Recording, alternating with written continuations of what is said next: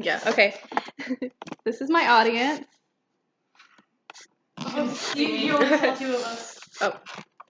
Hey.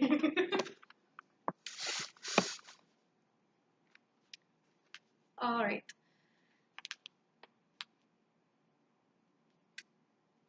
So usually when you ask people if they're interested in art, they say something along the lines of, yes, but not that contemporary, modern, paint splashy type of stuff. I'm here to explain why modern and contemporary art is so important and how it was brought upon by major social change and how it also inspires social change in turn.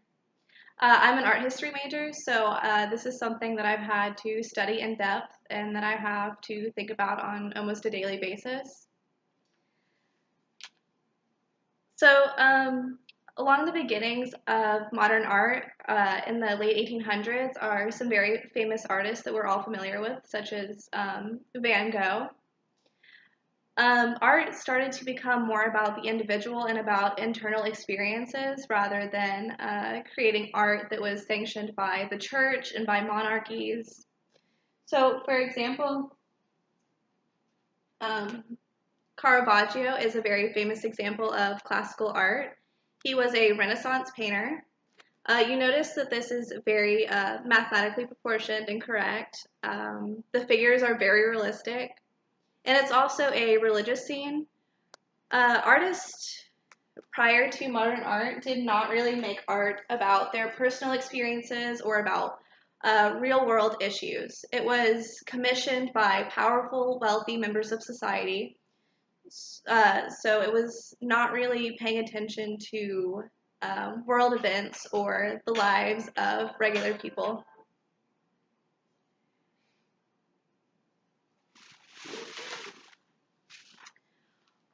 A major change in the early 1900s that inspired modern art was the First World War. In response to the World War, artists were looking for ways to express just the horror and the disbelief that they felt in the face of all of these deaths. And photography was also recently invented, so they were seeing war in a way that they never had before, and they were really confronted with the reality of war. So in art, they really started to question how they could make art that was honest to the human experience. A good example that is as abstract as it gets is Jackson Pollock. While these look like they are random splashes of paint on a canvas, they are very meticulous and planned out, and they are inspired by Native American sand painting. So he is using this very abstract way of making images to express emotional ideas and spiritual ideas, and also to reference other cultures, which was something that was not found in art before.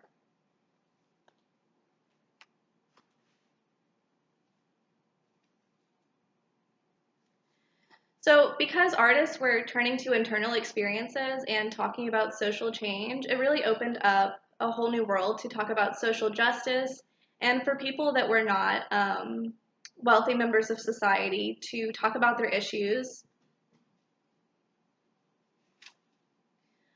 A very contemporary artist that's an example of this is Louise Bourgeois. She makes very feminist artwork. This is a quilt.